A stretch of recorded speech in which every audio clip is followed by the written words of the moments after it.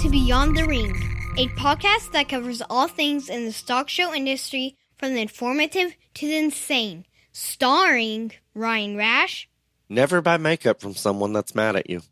And Dale Hummel. Investigate the unexplained. Do not try to explain the uninvestigated. Now on with the show. Welcome to Beyond the Ring. This is Dale Hummel with co-star Ryan Rash. Hello, hello, hello. Ryan, I a lot of times we say, where do we begin? This may be the most eventful current events we've ever recorded. The world is on fire, people. This is without question, the most disappointing current events outside of the election. I don't know. Trump losing that was probably more disappointing. And that is what has snowballed us to this current events, in my opinion. So but before we get into all of that, though, touch on one thing that is not Joe Biden, camel toe, Afghanistan, Taliban related.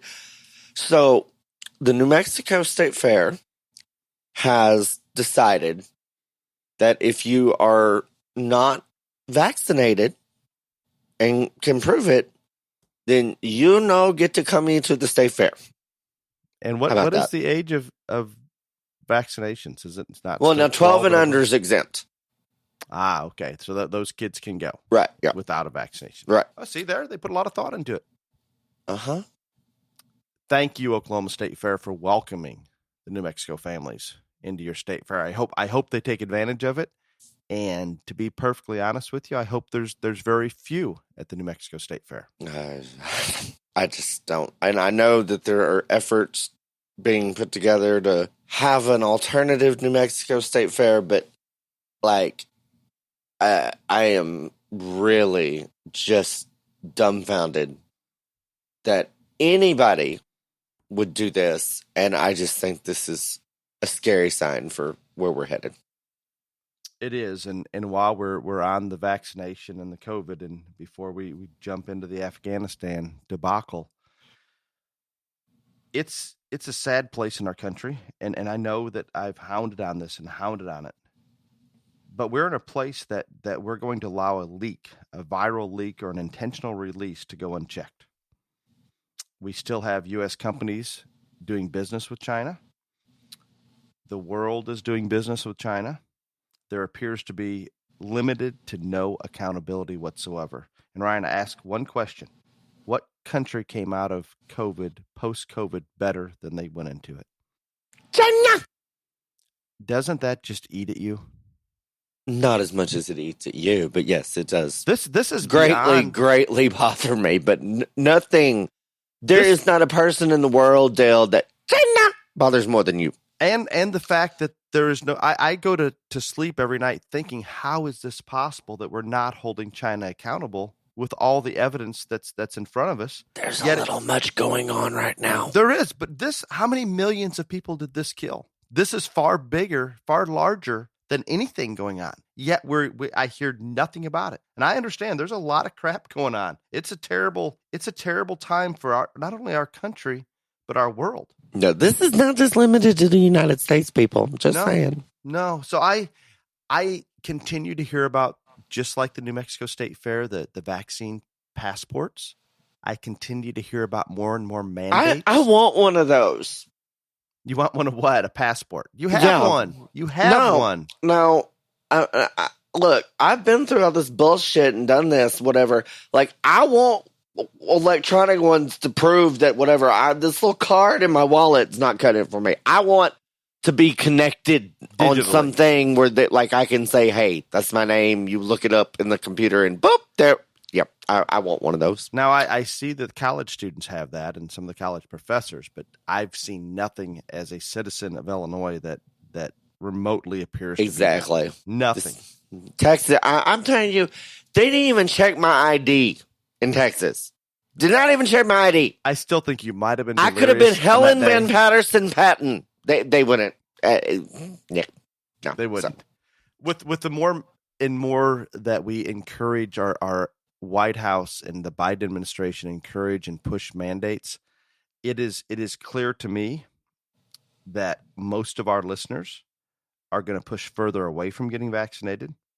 I don't want to restate the getting vaccinated other than I will restate it. It's your decision, and it should be your decision when you're mandated. And I have several friends that they're in companies that are requiring them to get vaccinated. They say, if you don't, we're going to fire you, not on the grounds of not getting vaccinated, but it'll be on competency. I mean, they're very open about that. So that is not right. It needs to be their choice, period. And we've discussed this many, many times. But Ryan, I want to reiterate so strongly, because of these mandates, it makes me more and more angry when they're taking more and more choices away from us.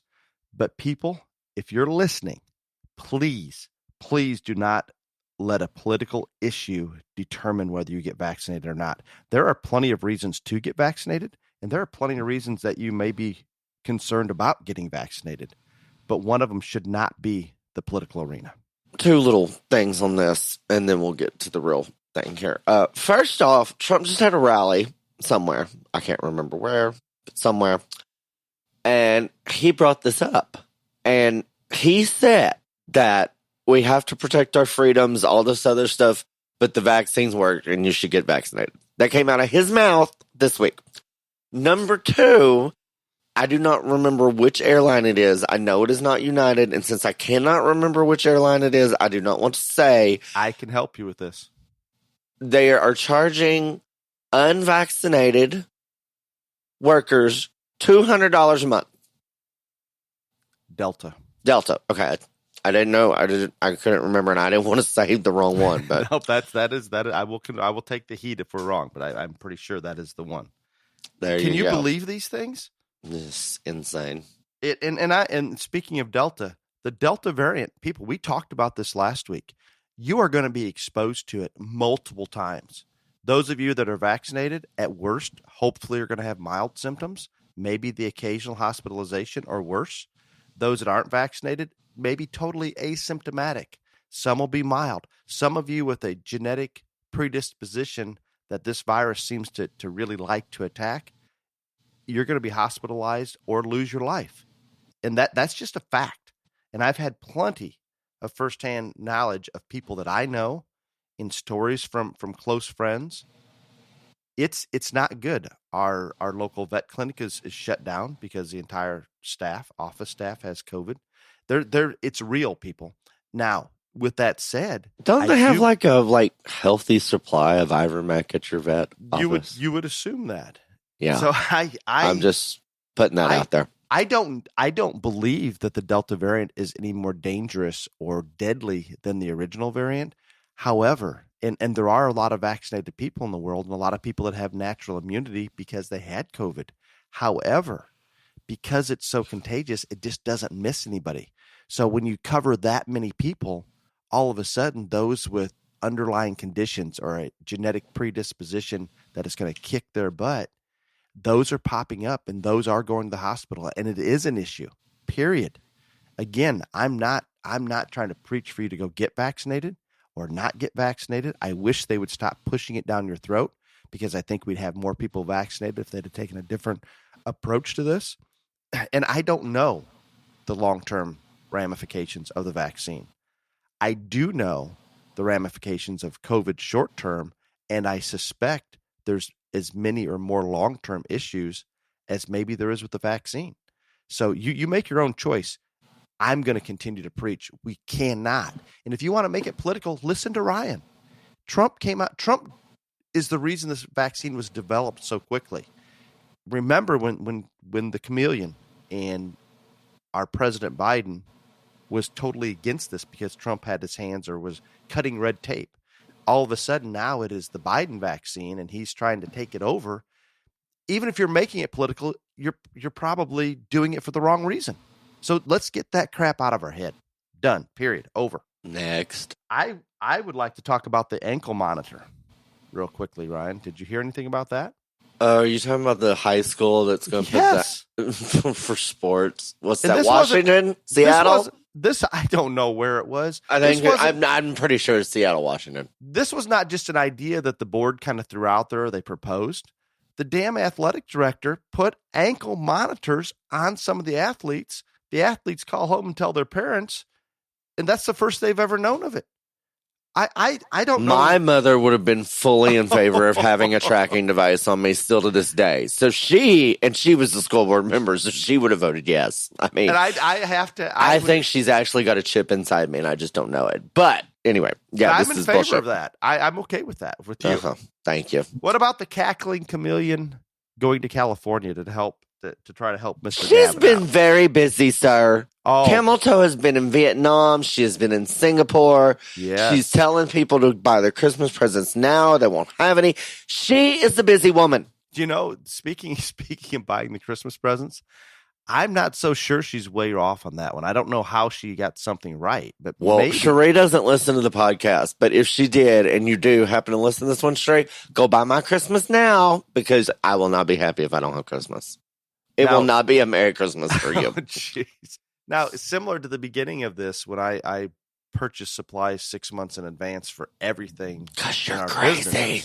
Yes. Well, guess what? I'm crazy again because we're purchasing about a 3 month in advance. And I think the Delta variant is so contagious, we're going to have a much quicker spike and a much quicker release back down to normal.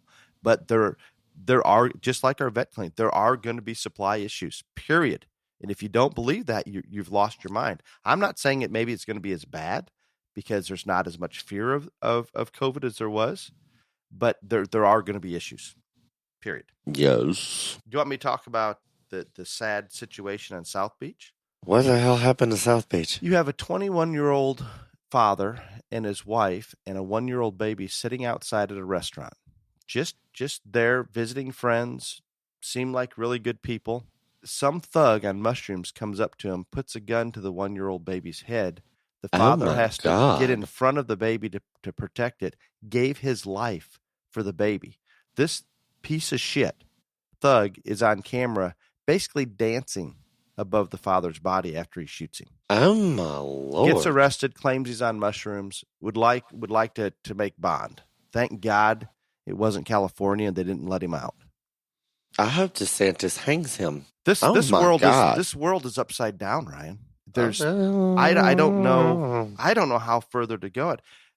I don't understand. Yeah, well, I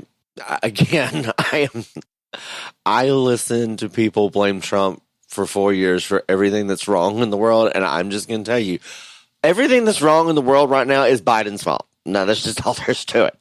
It's been a snowball effect from his decision. I mean, pretty much. And that's being honest. It's not being sarcastic. Right. No, I mean, pretty much it is all his fault. Seriously. And he will go down in history as absolutely the worst president ever. And most of these go back to those first couple days, all the executive orders and crap that he was able theoretically to reverse. Speaking of that, what did the Supreme Court say about They said, no. The Remain in Mexico policy must stay. Yeah, you're claiming of asylum. There was no grounds, no intelligent, logical reason to reverse that executive order. Is that what it comes down to? Yeah, basically, they just told Biden that he can't. No. Okay, and they did this 2 days ago. So yesterday, Ryan, I called. God, you and your border agent. Well, because this means absolutely nothing, and people need to hear it. I think you're dating him. No, I'm not. I think you are. I appreciate what he's doing, and he's a good person to. I think y'all are dating, and you're just not telling me. Oh my. Mm-hmm. Okay. So what does it matter if the Supreme Court puts this into place? So it's been reversed or they've made a ruling on it. I called down to the border. You want to know what practicality that's mean or what procedural differences it has been put into place? Well, zero. They need time, Dale. I'm sure they do need time, but it did not appear as though nothing was happening whatsoever. And this individual has lost 3 of his coworkers in the past 9 months to COVID. They're being constantly exposed to COVID. And I'm not blaming the migrants per se. I don't think they're coming up from wherever they're coming, whether it's Central America, Mexico, in their small groups or big groups with much higher percentage than what we have here. But the cartel gather them before they get to the border and they put them all in these mass numbers into small areas, small houses. Basically, the cartel is controlling who's coming across the border. I'm given a number of 95%, where somehow 5% are skirting the cartel, and I'm sure of those 5%, Many are being shot or killed, but most people have to pay the cartel to come up. They gather these people from everywhere, put them in very close quarters. Well, you know what's going to happen with COVID. They come across the border. Our border agents have to interact and process them. It's the most ridiculous situation. We are funding the cartel on the southern border. I don't know where to go, Ryan. I surrender. Next. I don't have any more. I'm done. Oh, you're done. Okay. Well, fine. Exhausted. Mentally drained. Not going to talk about Afghanistan at all. Okay, sure. I'll let you jump right on that. So, where do you begin? I'll just sum it up. That a kindergartner could have figured this out much better?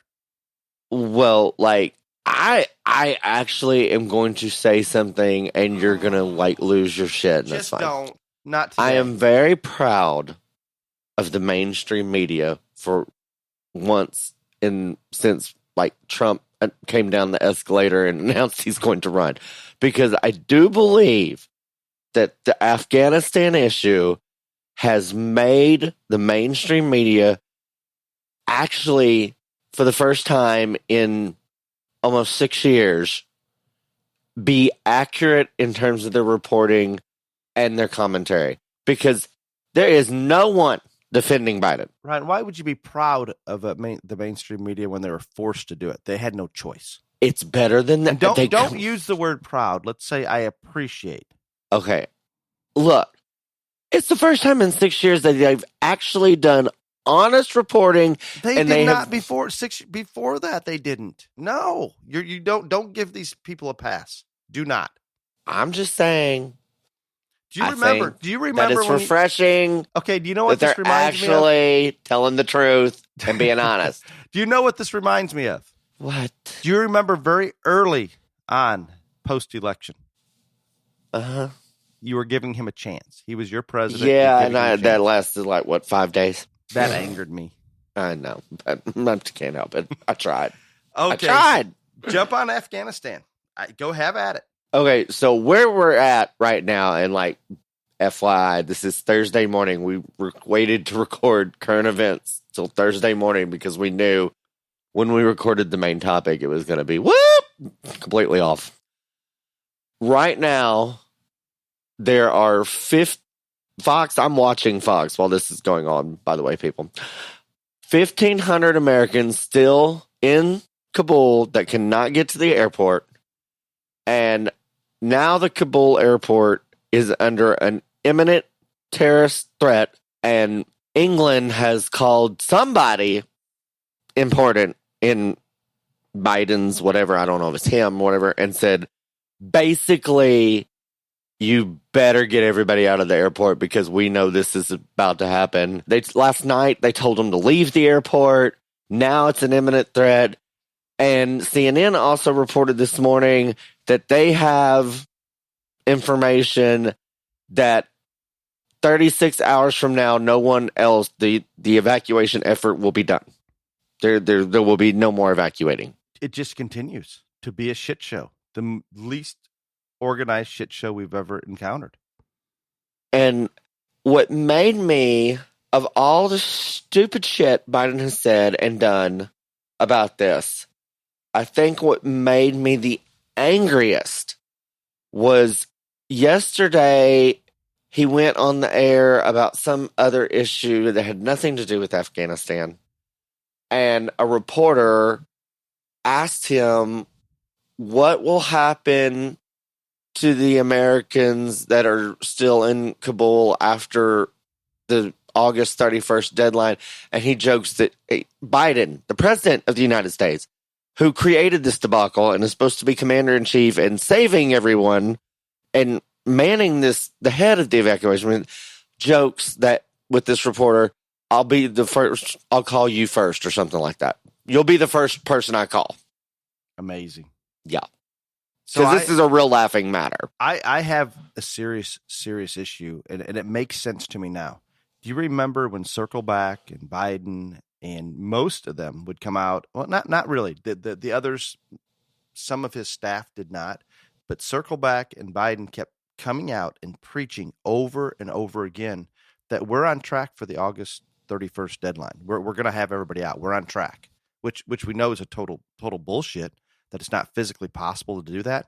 But when they continued to stand that ground, Ryan, and now there's this imminent terrorist threat, guess what Biden does? He says, oh, we were going to have everybody out, but this terrorist threat, that's the reason that everybody got left behind. It wasn't me. I had a plan. It was all going great.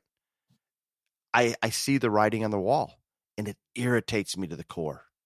I do not think that's going to work. I mean, I'm sure he's going to say it, but I don't think that's going to work. Doesn't that make sense when he's holding so strongly to that August 31st, when his advisors will come on 30 minutes later and say, well, no, we aren't going to be able to get that done probably. We need to extend the deadline. Yesterday, I mean, like, I don't think the left hand knows what's the right hand doing. And the same because so yesterday the Secretary of State comes out or Jen Psaki comes out with somebody, two big Biden administration officials come out. One comes out before in one location, has a little presser, says that there's still 1,500 Americans that they're trying to get out. 26 minutes after that person, another bigwig in the Biden administration comes out and says there are 4,100. I'm like, amazing, just amazing. Okay, how's this work? But I don't know. This is literally the greatest failure of foreign policy in the United States probably ever. Definitely since Vietnam. It is so bad that there have been big politicians on both sides, Democrat and Republican, who have not only just ripped Biden shreds for that. I mean, even Schumer got on to Biden's ass about all this. But now there are calls for impeachment. But here's the thing, and I talked to Dale about this a couple days ago, and then I watched Trey Gowdy last night, and I said the same thing that he said. Republicans are not going to push impeachment because they spent 4 years with all this witch hunt impeachment bullshit with Trump saying how stupid this is not right, whatever. So now they're not going to push that. That's not the way they're going to go. I don't know what the answer is. I cannot see Biden filling out his whole term as president after this. I don't know. And again, I know why the Democrats picked Biden as their candidate. They knew he was the only person that could beat Trump. I've long said that I did not think that they actually wanted him. They just wanted Trump out so bad they would do anything to get it. If Biden goes out, Camel Toe becomes the president. She did not even get 1% of the vote when she was running. And I've said this before. I don't know if I said it on the radio. I am not certain that all of this was not some masterfully articulated and crafted plan to make Nancy Pelosi president of the United States. And Ryan, that I would have told you not very long ago. This is crazy. I know I told you this several months ago, and you told me I was nuts. I don't think it's crazy any longer. There's only one glitch to it. I don't know how they get the chameleon out. I don't know, but I am more convinced now the reason they chose her is because she will be the first female president of the United States. And when they kick her out or whatever happens to her, she would have to be replaced with a woman for optics. And there is President Pelosi. Oh, and she's in the order of that. She's third. Yeah, that is where it falls.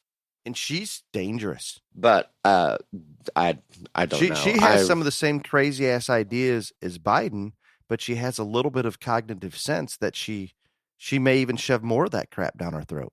A little cognitive sense. Little, but not much. Little. But yeah. And again, that's this Afghanistan thing. I feel, and for the people that are trapped over there, I hope they get out. I'm starting to believe that they probably will not get everybody out.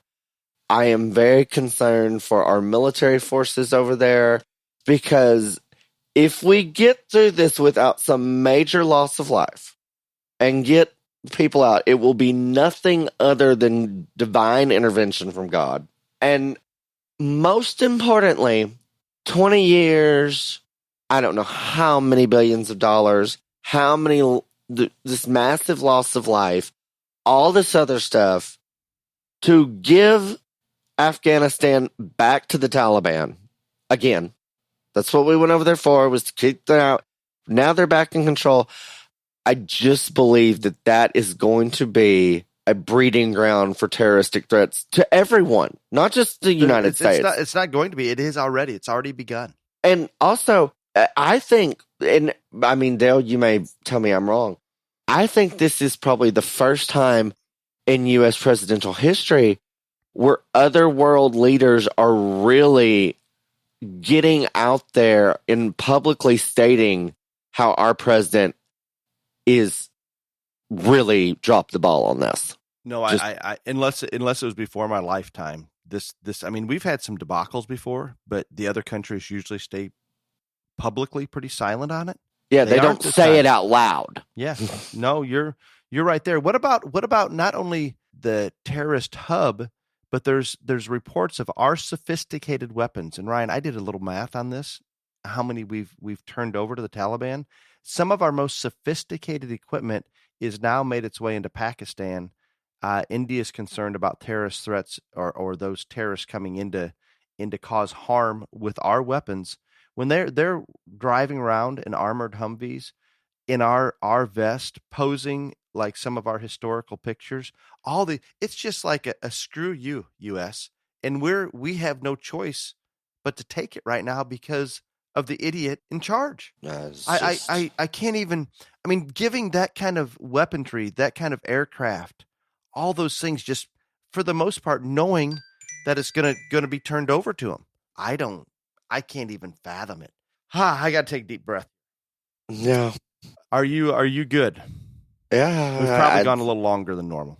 Probably, but I need to move on to other things. But on a positive note, let's end this on a positive note. Oh, okay. I returned a call to one of our sponsors, potential sponsors. Mm. You know that I haven't been the best about it, and we kind of threw it on our producer Clifton's lap, and I don't know that he's any better than I am. So we finally did return one, and only because they continued to text and call, and I appreciate the persistence. But Ryan, if you would like to take us into our new sponsor. So Boxel Manufacturing is become a sponsor of the Beyond the Ring podcast, and they were very persistent, and we appreciate Boxel Manufacturing for taking on the sponsorship. And while people are just now hearing about Boxel, they're a third-generation family from Oklahoma that's been crafting show boxes and been in the show supply business for that long. You're just hearing about them now, but they've been in it since 1985. They are good people. They have quality products. And I think that overall, without a doubt in my mind, the best social media of any livestock industry thing ever, because it's hilarious. I mean, and truly funny and honest for the. Yeah. I mean, that's what makes it great. I mean, and so get on Facebook, Instagram, TikTok, all of it.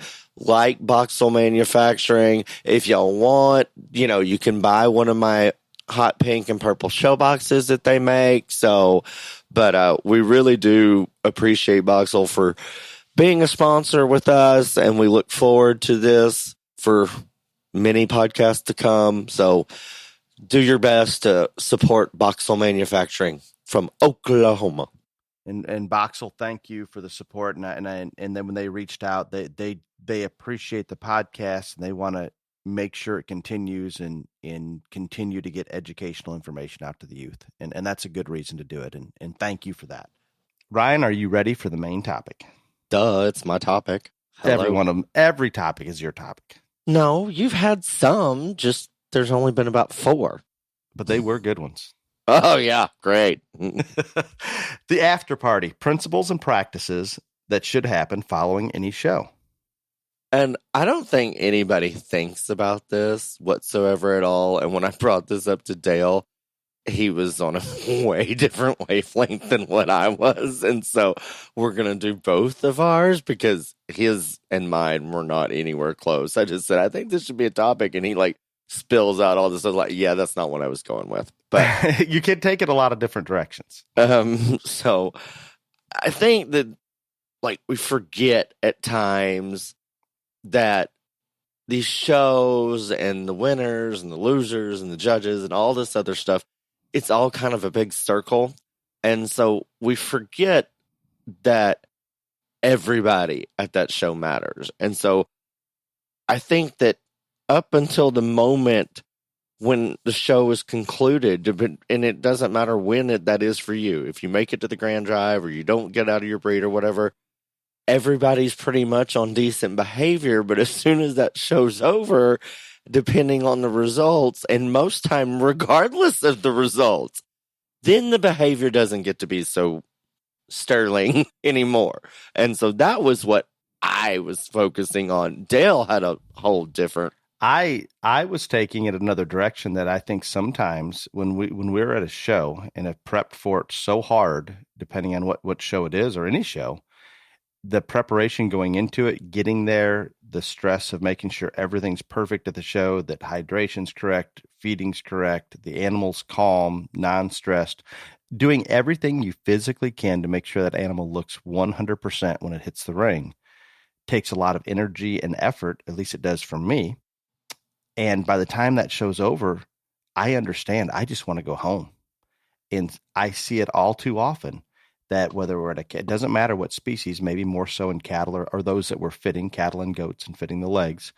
A lot of times we get done with that show and we're exhausted. We want to load the crap on the trailer, throw the animals on the trailer, get home and worry about getting them washed, getting them cleaned up, feeding, watering when we get home.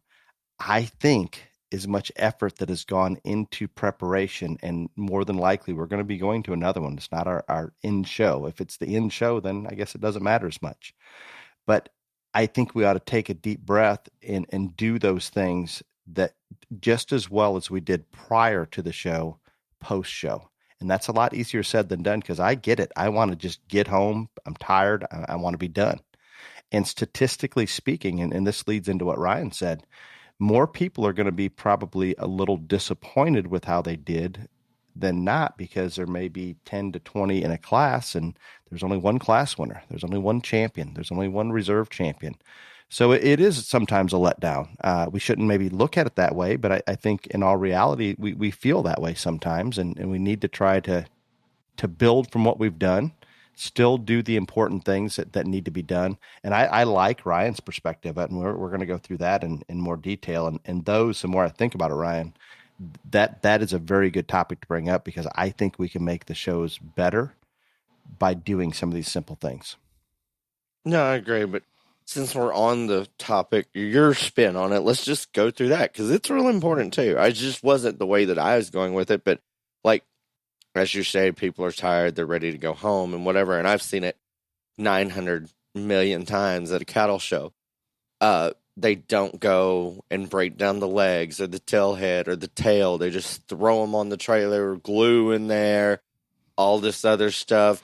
And it's real easy to do that. And then you say, oh, when we get home, we'll do it. And then you get home later than, even when the show's over, and you're not going to do it. So I think regardless of what you show, even they're painting pigs now, and he was rude. Dale was rude and sexist and racist about the sheep, because sheep fit their animals too, sir. And so do pigs.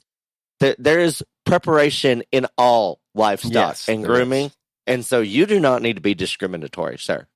I think you should apologize. I apologize. I was focusing on breaking down legs for some reason was in my mind. Yeah. Well, anyway, but I think the main things to do, regardless of how you placed or how you've done, is first and foremost, and like people always laughed at me, even like some of my families, when we did this, because you've got them as full as you can get them for the show, because that's how you want them. And first thing that we'd always do is break down whatever kind of fitting thing we did. We take them to the wash rack, we wash it out, soap, whole 9 yards. Now, I'm not going to tell you that we blew every single one of those animals or calves out till they were bone dry again after we did this at the show, but we broke them down, we washed them out, we knocked the water out of them, and then every time I gave them the opportunity to have feed and water. Now, most times they did not take it, but we gave them the opportunity at least. Now that's on the cattle side, where our sheep and goats, they're probably going to go to it pretty hard. And sometimes we have to be a little careful. If we had one that was a little bigger bellied and we needed to pull some of that fill off, we need to go a little easy getting them back onto feed post show. And sometimes if we don't do that at the show and we just go home, they get into their pen, they get into normal feeding pattern. That's when we get some loose stool, we get some digestive issues because we have pulled a little feed. If we can feed a little bit at the show, and I'm a huge fan on the sheep and goats, on just giving them some grass hay after that show and just letting things kind of come back to normal. But no, Ryan is correct. And I think that's maybe neglected as much or more than getting the legs washed out or the fitting paint, whatever it may be, taken care of is sometimes we neglect that watering and feeding. And the cattle side, you're probably okay. You've got that big old rumen that's for the most part already jam full. But in sheep and in goats, you're probably, some of them you're pushing all the way, some of them you're pulling a little bit. I'm going to guess most pigs were filling pretty hard.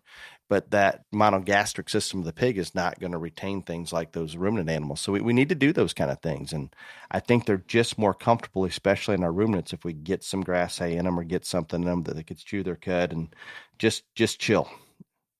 Yeah, and I mean, regardless of whether we were going to a show or going home from a show, we always put hay out in the trailer that they could munch on the way home. So that's how we did that part of it. But I find it weird that in most all situations, we take so much better care of these animals than we do ourselves.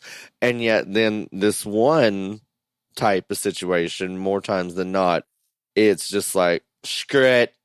We're out of here. We're done. I'm mad. I'm angry. I'm tired and whatever. And that just makes it harder for the next show. It's a constant process. So, and I think that's what separates some of the show families. I'm not saying you won't have success if you throw them on the trailer and go home and worry about it the next day and so forth. Some people are going to, but I promise you that if you take these extra steps, you are going to have those animals will look better and perform better. All those things that we're trying to do to get them to look 100% for the show ring, all these little details make a difference. And Ryan and I, every single week, stress how much more competitive this show ring is each and every year.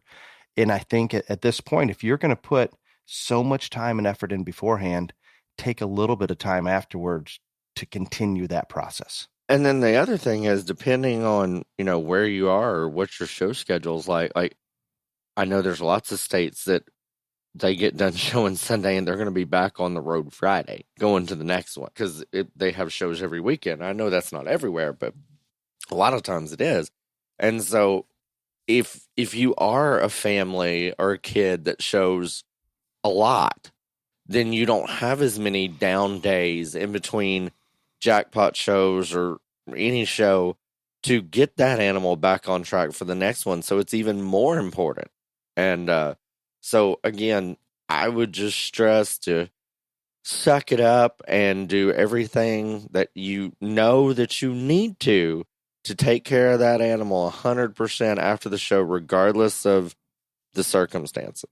Exactly, Ryan. And I think that simple fact right there, and we all see it. And I'm going to say I've been very guilty of it. We've left shows before and we didn't wash out the legs. Is that right? Absolutely not. If that was the case, it was usually a show that's close and we are more convenient washing on our wash rack with warm water, things. There's reasons that maybe you won't, but for the most part, you're going to need to get that done at the show if you're any distance whatsoever from home. So I think that kind of covers my side of it, Ryan. And I like this other side of it because I think that's what's going to improve our shows in general. I think there's so much good in this industry and at shows and all the other stuff that there's very little that we can improve on. But I do think that one of the things that we can improve on is the environment and people's attitudes, basically. And not all people, but some.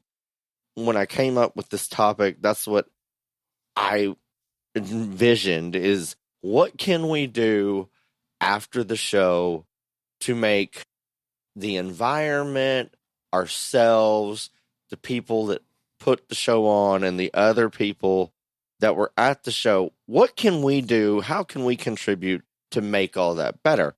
And I think there are some things that we can do. And the first thing that I would say is that regardless of the outcome, if you're a winner or you've done well or it didn't go as well as you liked it to, if you're the winner, let's be humble.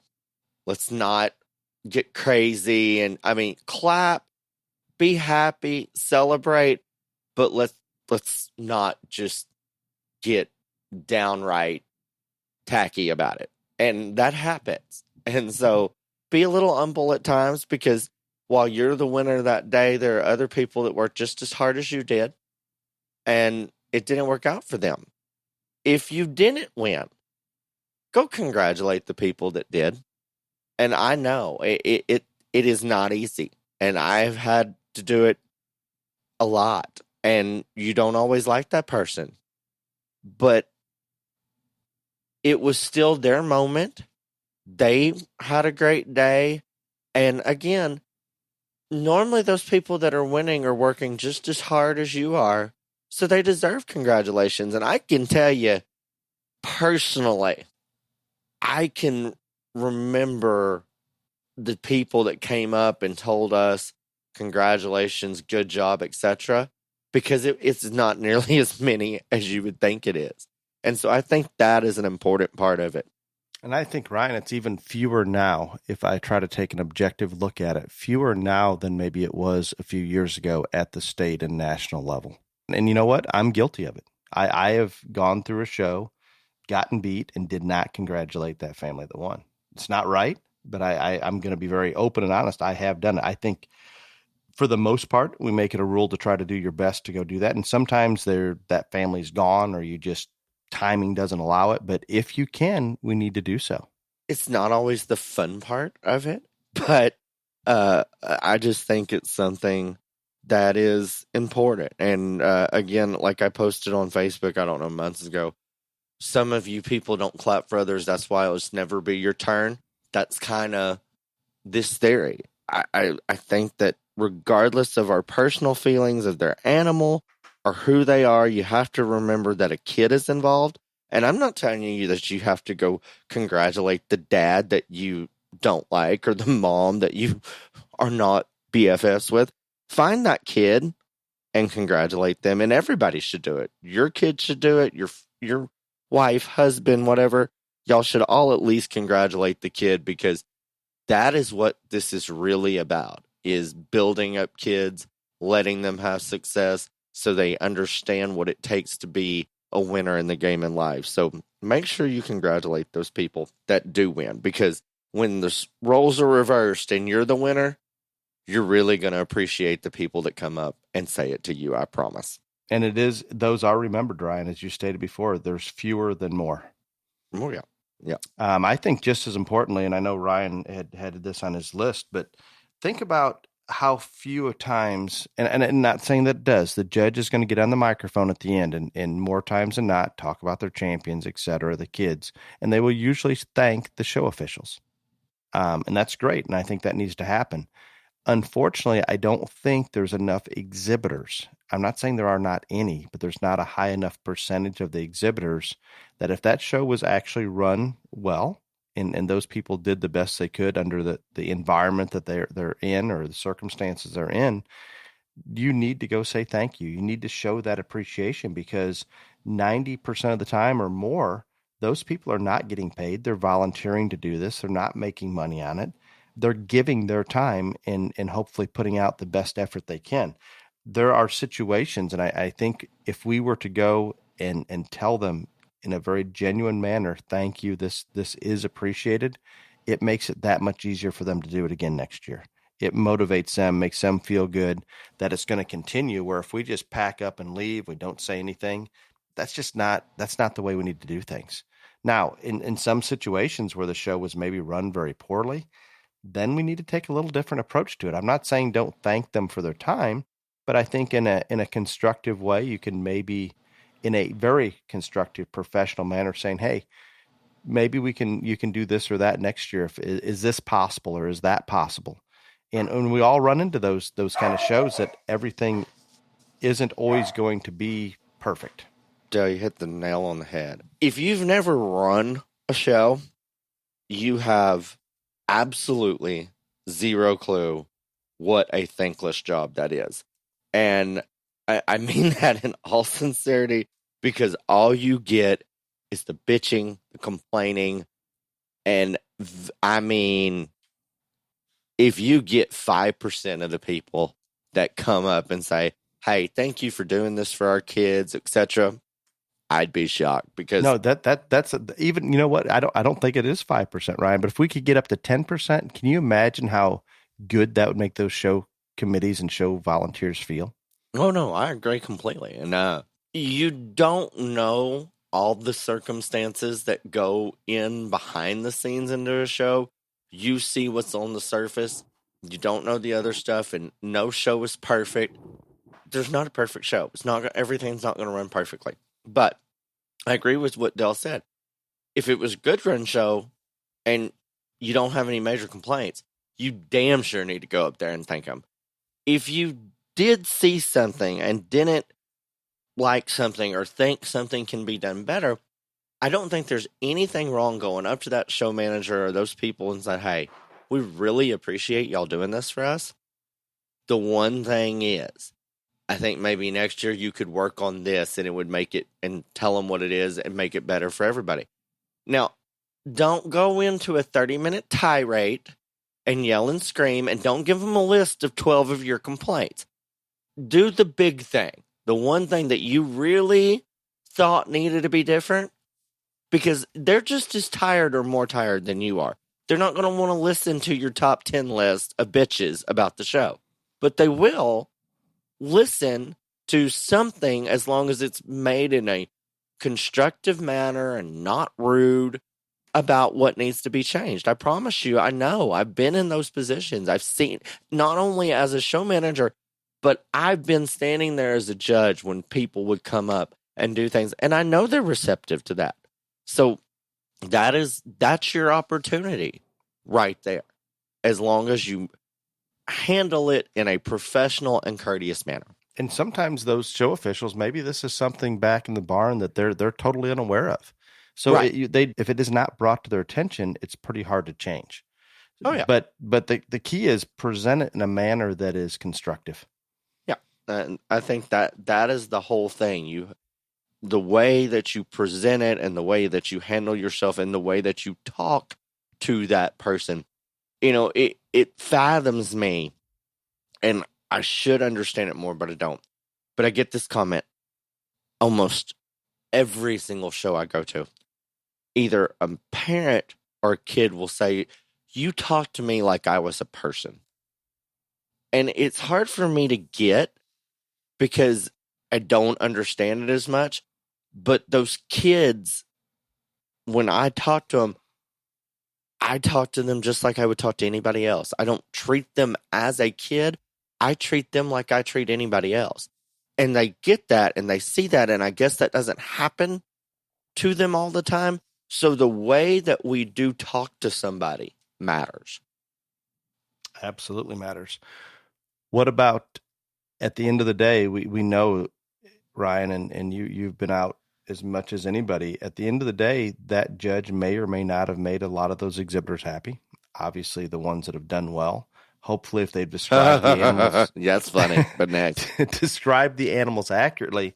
But I guess, to me, if you believe the judge was non-political and described the stock well, you should go express your appreciation, irregardless of where you ended up. It's that simple. Now, that isn't always the case. Maybe you felt differently, and I understand that. And I would encourage you, rather than being negative and causing a just scene, don't go. Yes, that's where just I'm don't going. go. Yes, if it's not going to be positive, let's just leave it alone. Right. As someone that does this almost every day and does it way more days than not, I do appreciate people coming up and saying thank you. I get that people leave during all times during the show, that not everybody's going to be there till the bitter end. So kind of like, and I forgot to mention this on the show management part, but if you leave and you can't catch the show management or you can't catch the judge and you want to send their appreciation, shoot them a Facebook message or something later saying thank you, appreciate it. We left before the show was over, didn't get to. I promise you that goes just as long away as the other. But talking about the judge, yeah, if that person that was out there, you feel they did an honest job, they described them accurately, yeah, I think that you should go up there and you should show your appreciation. But exactly like Dale said, if you're not happy and you don't think it was right, there is zero, and I mean this with all sincerity, zero good to come out of going up there and confronting that person in any way, because there is no way, I don't care how you talk to them, if rainbows and butterflies are shooting out of your mouth, but tell them that they did a bad job, and it's not going to work. And so if you don't have anything nice to say, just don't say it at all. It's probably the best on that end of it. I can't echo that enough, Ryan. And if you think there's anything good going to come out of it, you are wrong. And there's gonna be some negative come out of it, because that judge is possibly going to see you again. It plays in that subconscious. And that judge is going to tell his 5 or her 5 best friends that you came up there and you bitched and you complained, and those 5 people are probably judges, and so they're going to know about it. There is no good to come of that situation. None. And I don't think people understand. No, they don't understand, and they won't after they hear us tell them. They won't understand. No, I am not someone to say silence yourself or don't speak your mind or anything like this. And it doesn't happen to me very often, but I'm probably more open than almost anybody, because I'll take on that conversation. I'll engage you with it. Like, what is your complaint? Let's go. But I promise you, this will not end well, and it's not going to end at that sort of. So, again, if you don't have anything nice to say, just let's suck it up, get in the truck and trailer, and go home.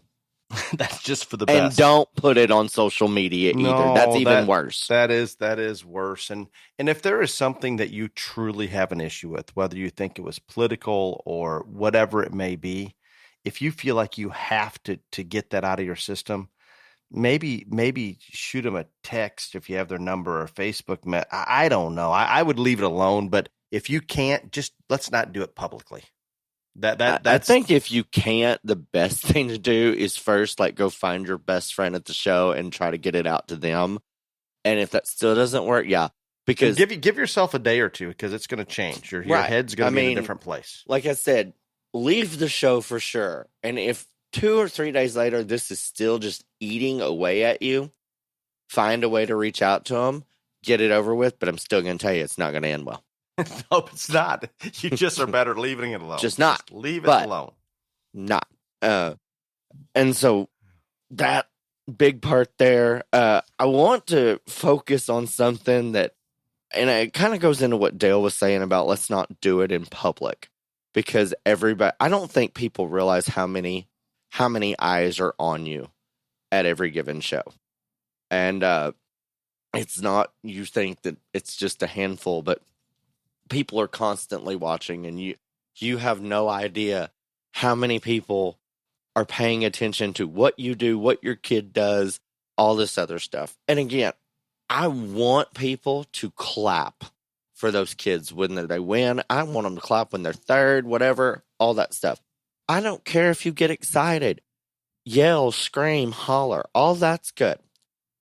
Again, there's a point where it becomes obnoxious, and I don't want to go there, but a lot of these shows we don't pack up and leave that night. It gets over late, or there's another day of showing the next day. if you're the winner or a winner, because there are more than one winners in the show, depending on what you went there for, and you're celebrating, let's just not turn it into a drunken hootenanny. Okay? I don't know that this advice is going to be well taken, right? I realize that, and I understand it, and I've been there.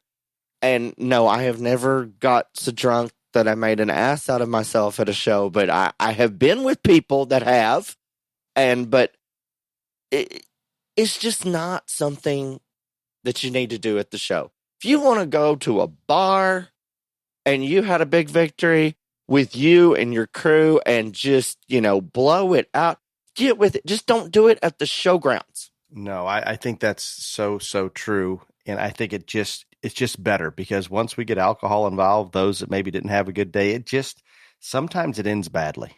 No, I mean, I'm not saying don't go celebrate. And again, blow it out, but just don't do it there at the showgrounds. I want to take it a step further, Ryan, and this is not going to be popular.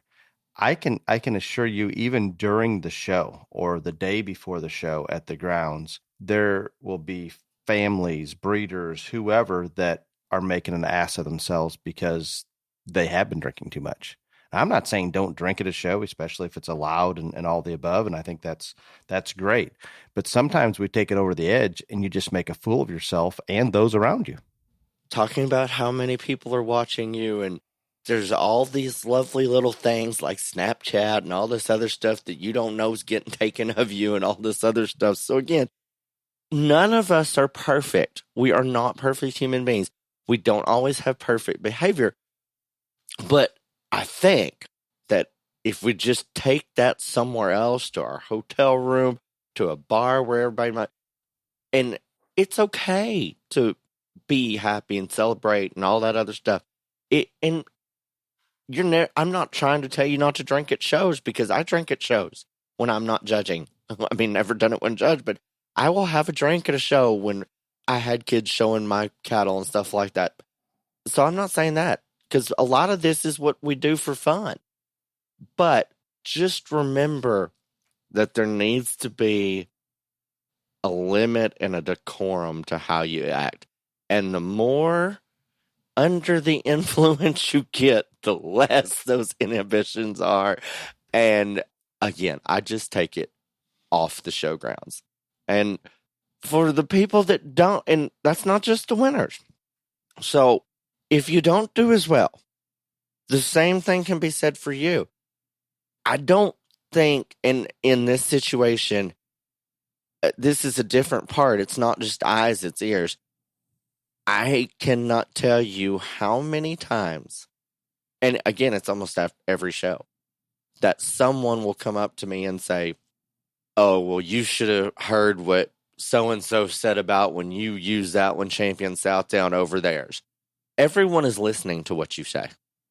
And again, one person hears it and they tell 5 people and they tell 5 people, and then one of those people come to the judge and tells them.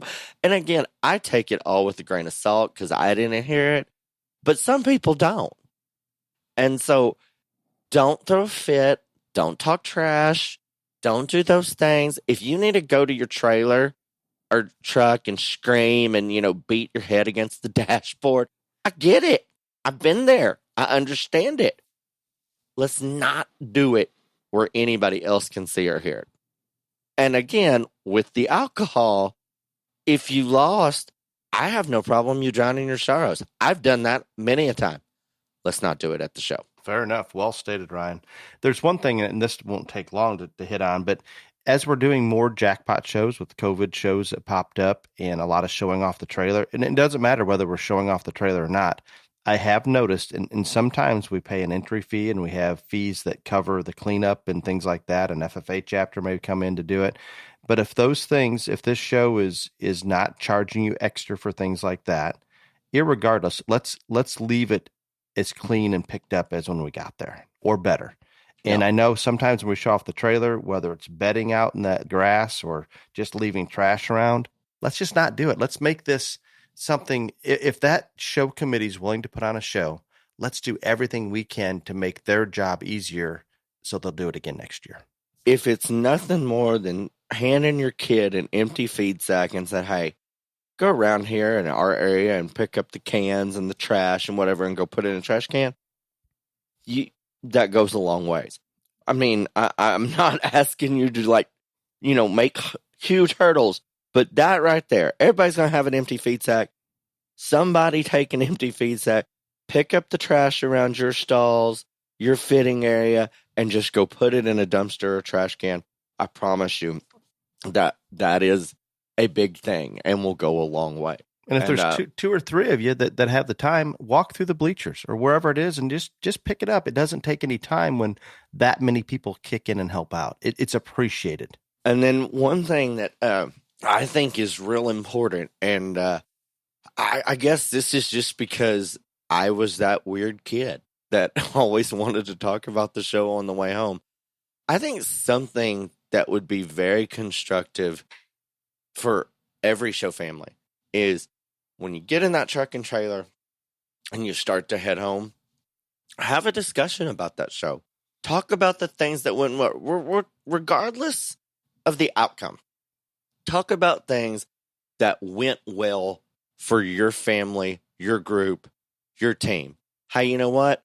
We started on this one, The timing was just right on getting that one dressed and getting that one in the ring.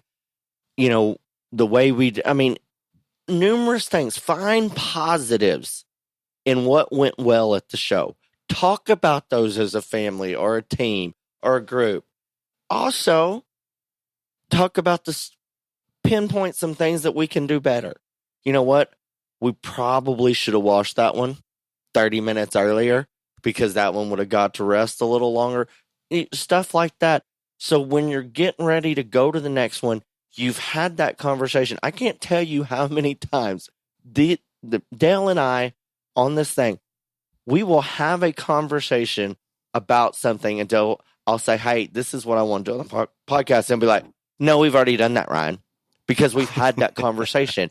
He thinks that we've done it. If you have that conversation out loud, it's more likely to stick with you and you'll remember it. I think you're going to be better off because you're going to focus on positives. You're going to highlight some things that need to be done differently. And it's just going to prepare you more for the next deal. I could not agree more. And I like the idea in I will, if we're running behind at a show and I'll get cranky with the kids saying, why didn't you get this one on the wash rack sooner? Those things don't maybe work as well as maybe afterwards when we can breathe and go through and explain it in a constructive manner. And I'm the worst there is. I'm pretty focused and in my own little world at these shows, and it needs to happen A, B, C, D, and it all needs to flow perfectly. But discussing this afterwards and pointing out the things, wow, that really went well. I like to try to ask the kids, what was the most positive part of the day, or what was your best thing of the day? And sometimes they shock me with what that is. It's not always, well, I had a class winner, or I had the grand champion, or I had this or that. It may be something that I just wasn't even on my radar. And those things are important. And I will also ask, what was the least favorite? And I'm gonna throw myself under the bus here. And it took my kids a little while to get to that point, but the least favorite is me getting so tense and shocking. Yeah, no. So I'm doing my best to breathe and let's enjoy things. Now, the last show we were at, my wife says, well, you seem a little complacent, and it wasn't complacent. I'm trying to relax, not be quite so. Was the last show the Illinois State Fair? That would have been.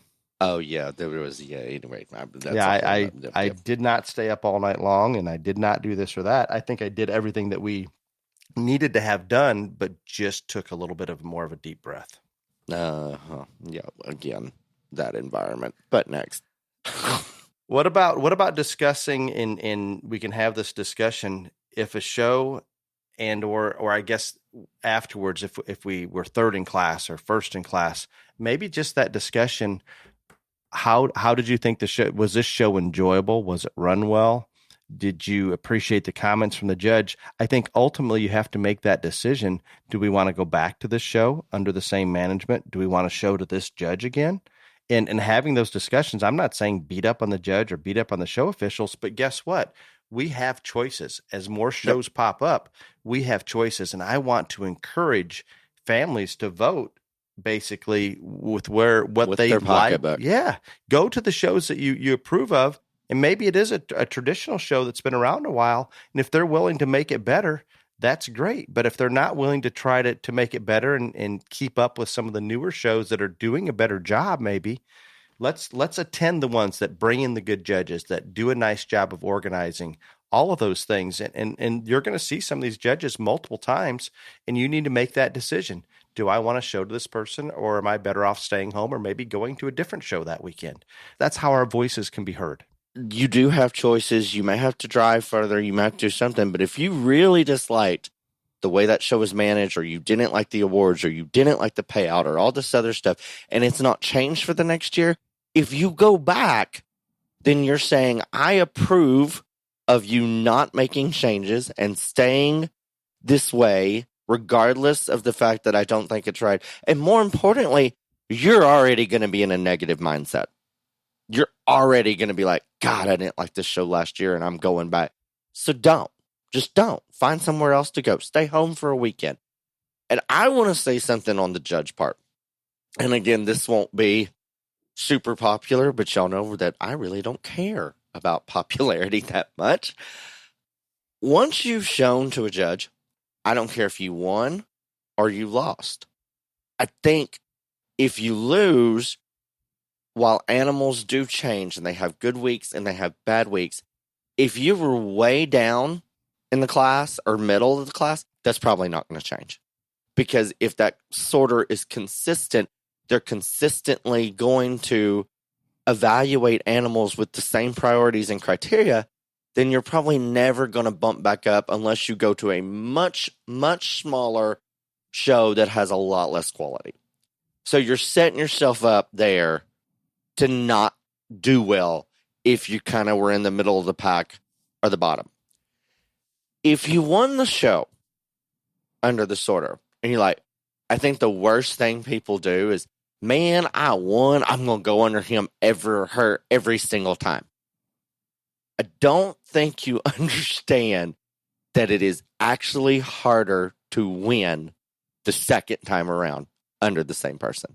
Nobody ever talks about that, but I promise you, 95 times out of 100, it's tougher to win the second time around. And you better just be that much better. I mean, because if you, and it's not that animals change everything, but there is just something about the fact that, again, we talk about the subconscious. I just use this kid. Man, if I use him again, then they're going to think da-da-da. And I promise you, it is just tougher because, again, animals change. Animals have good days. Animals have bad days. It is much easier, and I will say this every single time, at any given show, there's at least going to be a handful of animals that can probably win. You're at a new show, new situation, animals change, different animals there. It is just natural for people to want to find another one to win, so they're not using the same animal, not using the same kid every single time. So again, in a way, even though you did very well under that sorter before, it's going to be tougher the second time around, and you need to know that, and you need to accept it. And I know people are sitting here going, what is he talking about? And I promise you, this is just the truth. I can come on board with that. It's just real. It is what it is. So I think you explained it as best you can. No question. But are you close to, have you got your checklist on these, or do you have some more? No, that's what I was going to say. I have one more. All right. So I get tired of buying hoses all the time. So the last thing I would like you to do is, after you're loaded up, go back into the barn and get that hose off the wash rack that you forgot. That's what I would like my children to do every show. You heard it. Go steal water hoses. Don't just go get your own water hose. But if everybody's gone and there's several water hoses there, maybe you should collect them. I don't know. So, okay. I'm going to tell you a funny story. So, Peyton Jr. Herzog, which I don't even know if he listens to podcasts, but anyway, when he was a little kid and we were loading up, and this went way past little kid stage, but he would take a feed sack and he would go through and shake and rattle every single can to see if there was enough left in there to use the next time. He would go through the whole barn. And I cannot tell you how many 3/4 cans of paint, Final Bloom adhesive, all this stuff. He'd come back with like 6 water hoses because for some reason our group was always the first one there and the last one to leave. And so Peyton would just haul this loot back over as we were getting ready to leave. Like, so what'd you come up with this time, bub? I love it. It was hilarious. I love it. And then there is a lot of that left we just leave it. It just is what it is. Okay, your favorite part, Ryan, question and answer. Oh, yeah. Unfortunately, I did not have as much time to search for these. There's maybe not as challenging of one as we had last week for you. Not that I did not try. I spent at least 3 minutes searching. That's a long time, Dale. Lots of commitment and effort there. That was a lot. That was how much time I had before we logged on. It just is what it is. Tony has a question. I have a junior showman who typically places anywhere from champion to top 10. The comments from the judge are always he blends in even though he's wearing a pink shirt. What gets him noticed is how well his animal is set up. Should we be doing something else to make him stand out more? That one's a little confusing for me. Okay, so he blends in even though he wears a pink shirt. And then she's asking, should we do something to make him stand out more? I don't know. I guess the way I'm taking this is they're saying, I'm just going to tell whoever this question is how I am understanding what this person is asking is that the criticism of the exhibitor is that they don't stand out enough in the ring. They blend in too much. And so what can you do to help that? I don't know if buying a different color shirt is going to change that, to be real honest. And this is something that like I've been noticing a lot here lately. I think we need to work on our facial expressions in terms of the show ring. And there is very fine lines between being intense and looking like you're angry. I think there is another fine line of being calm, cool, collected, and also having nothing behind the eyes. And so I think the way to stand out is by your facial expressions, working on those, because that's what I look at. I look at those kids' faces and I can tell instantly, hey, I think this one's got it. This one knows what's going on. That's one way to stand out. And then another thing, if it is that this person is just blending in too much and they need to be noticed more, look at the kids that are consistently above you in showmanship. And is there something that they're doing that you can adapt yourself to easily that would give you more presence out in the ring? That is perfect, Ryan. And I agree 100% with all those. And what's shocking to me, and I can't explain it. I don't know that the listeners are going to gravitate to these comments, but that facial expression, that body posture, that presence, 90% of the time, you could almost sort those showmen when they're walking in the ring. I do. Off of that. Yeah. I mean, like, you should admit it, but no, I tell people all the time, I said, I'm telling you, I can pretty much sort this out in the first 15 seconds I see them. Now that's hard. And Ryan and I have had this discussion about, they don't like to hear it, but it's still the truth. It is. We talk about it in the reasons room for high school or college kids when they're going in. That facial expression, that presence that they bring with them makes a huge difference. If we get that judge or that official to like you in that reasons room, it's going to help. Same thing when we come in that ring, that fine line between calm and not there, or real serious and angry. Man, when you can find that line and take it right to it, it's over. It's perfect. I'm telling you, just got done judging the show, and I told 4 kids over 2 days, look, I get it. You're intense. You're serious about this. You look angry. And me, I'm willing to forgive a little of that because I like you to be intense and I like you to be serious about it. Most people are going to look at you and say, hey, this person's just mad. And so it's not going to work. And and I'm telling you, that is a trend I have been seeing. And I guess people are trying to find more ways to look intense, look the part. But there is a very fine line between that intensity, being in it to win it, and then also looking like you are mad. And if you go over, it's going to cut you with way more judges than there are going to be like me that say, I get what you're going for. We're just not there yet. I'm with you. In regards to the pink shirt, I guess that's irrelevant to me. I would prefer that we see exactly what we're talking about on that showman. But at the same time, I don't need a lot of attention drawn to the showman. I'd rather have less attention on the showman that's smooth, confident, everything's working, and that animal is presented perfectly. I think the main thing to remember on this is, I don't care if it's in showmanship or the ring, the attention you want on the showman is created by how they look and their actions and their body language. It has very little to do with how they're dressed. You want them dressed professional, yes. But if your showman is getting and demanding attention, it's because of their body language, of the look on their face, the drive behind their eyes, how they get that animal drove and stuck. Those are the ways that you want to demand attention. And I understand. I know that's hard to understand, but that's exactly how it is. Exactly. Excellent. Eddie has a question for us. And Ryan, I think we talked about this when we did our showmanship one, or maybe even another question and answer. But how do you, Dale and Ryan, feel about the judge making kids swap goats and sheep with other showmen in his senior showmanship class? I do not believe in it. I do not like it. I don't do it because I think you came there to show your animal. And so I'm not ever going to do that. I've participated in showmanship contests where it's happened. I've seen it happen.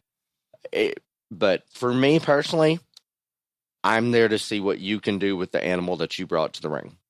Nope. And I would agree with that. And I think I've evolved to that. I think this was more popular many years ago. And I can say that I've actually done that. And when I've done it, I've had a couple seniors that I thought were doing a phenomenal job with a well-broke animal. Everything's perfect.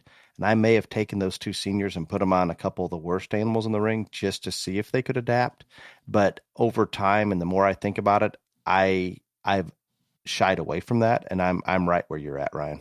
No, and I think there is something to the statement that says a great showman can show any animal. I'm not saying that's not right.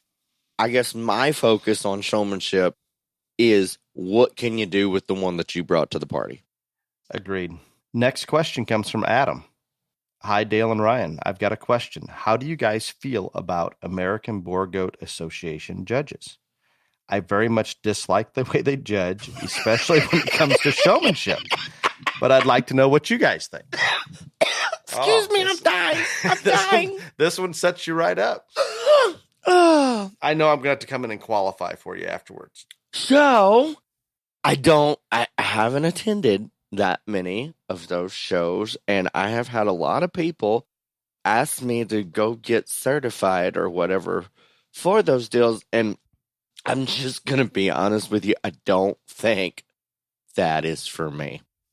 Fair enough. And it's nothing against the goats, and it's nothing against the people, but I did look into it, and that whole process and what all you have to do while judging, that's not what I enjoy in terms of stock sorting. And so I can understand this person's frustration because of when I went and looked into the certification process, I'm just going to be honest, I thought it was a bunch of bullshit.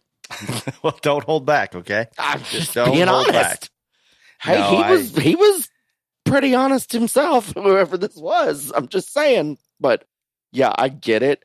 And I think that regardless of what it is, because I know in some of the horse deals, you've got to be on a certified list and all this other stuff. And I find it very hard to understand how a small group of people can set forth a criteria that you have to pass or whatever to be allowed to do something, because I know that there's lots of people in this industry, in our industry right here, that if there was a certification process to judge a show, they may not make it, and yet they're still qualified and capable of doing it. So there you go.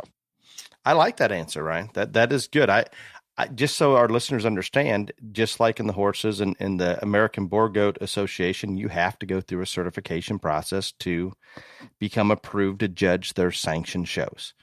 Okay, my thoughts are, Adam, the young man the person that asked this question, there's a lot of variation out there in the ABGA judges that have all been certified. You have what I call some traditional single species only full-blood goat backgrounds, and then you have others that are maybe multi-species livestock people that are certified. So huge variation in there, and I think it's the fact that there are some non-livestock people.